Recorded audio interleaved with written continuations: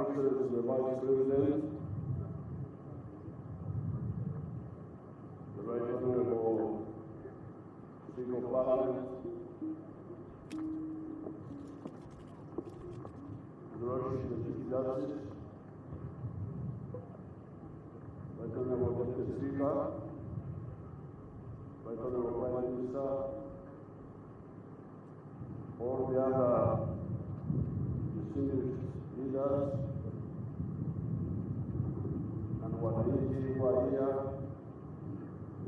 and all who are listening, the members of the diplomatic corps, countrymen and countrywomen. Today, the 9th of October, 2021, is the 59th Independence Day anniversary of Uganda. In these past 2 years, 2020 and 2021, the new Uganda, the Uganda that rose after so many problems, has shown that it can stand on its feet and defeat any challenge.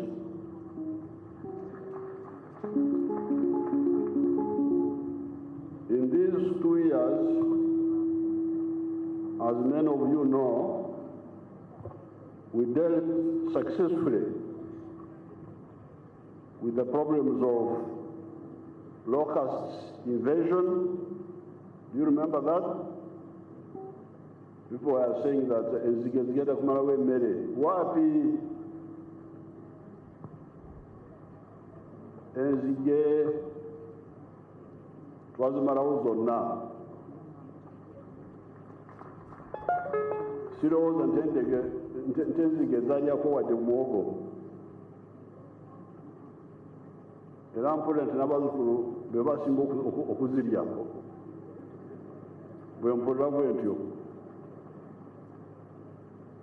The rising levels of the waters of the lakes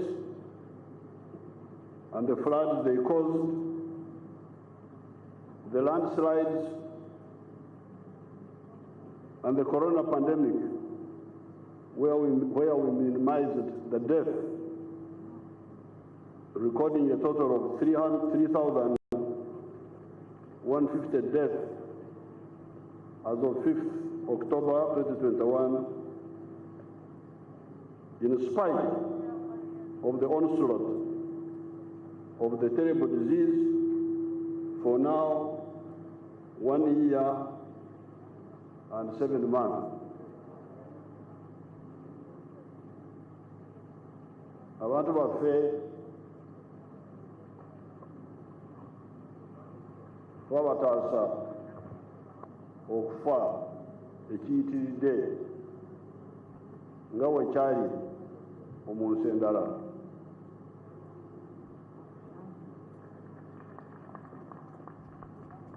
But I would like to warn you, stop running around and stop traveling outside.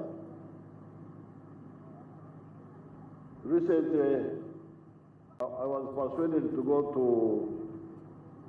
to Dubai. I was a bit reluctant, but I was persuaded, and then I had to pass through Ethiopia to attend the inauguration of the Prime Minister. And although, especially the Dubai people are very strict, and of course we had checked here, everybody had been immunized. In my team, the president's team, we came back with 3 corona infections. 2 from Dubai and 1 from Ethiopia. I don't know, this does not include those ministers who went. Be careful about those ministers.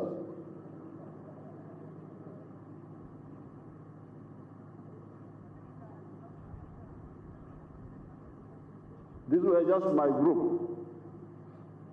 And one of them was the mechanic of my aircraft who was sitting with us in the aircraft. So when we came back, they had to check us again. We are still all right. But we shall have to check again after a few days. And you can imagine, especially Dubai, they are very, very strict. They are not like other places. But still, these people picked up those cases there. So, please, avoid all these unnecessary troubles. Simanyi kyemunoonya eyo Abannayuganda gye bateera okwenjeera. Minimize those troubles. We don't have to travel. All those challenges notwithstanding, and in spite of the indiscipline of some actors, we successfully held the 2021 general elections for president, parliament, and local governments on time.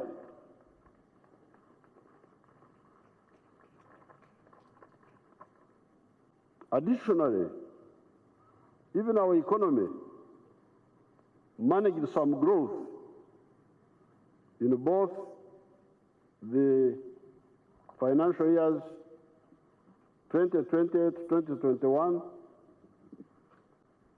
and this one, 2021-2022.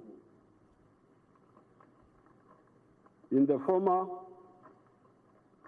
we managed a growth rate of 3.4%, and in the current one, it is estimated that we shall achieve a rate of growth of 3.8%, the COVID-19 related shutdowns notwithstanding. Because you remember, some sections of the economy are totally shut down. The hospitality industry,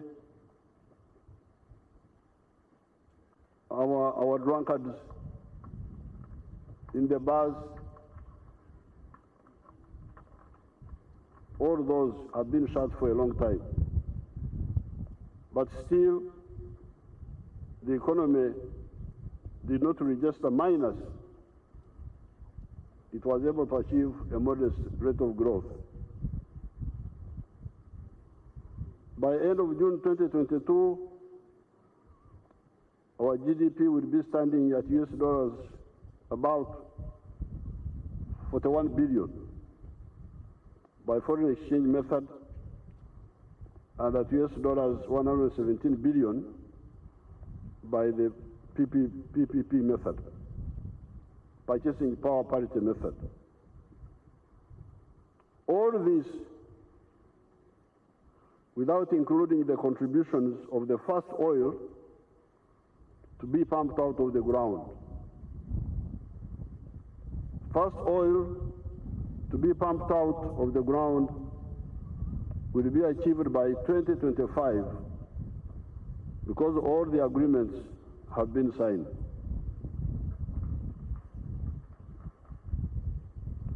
All these achievements are in spite of the corruption of some public officials, including some political actors. I congratulate the whistleblowers who patriotically expose these criminals, parasites, and traitors to their own people.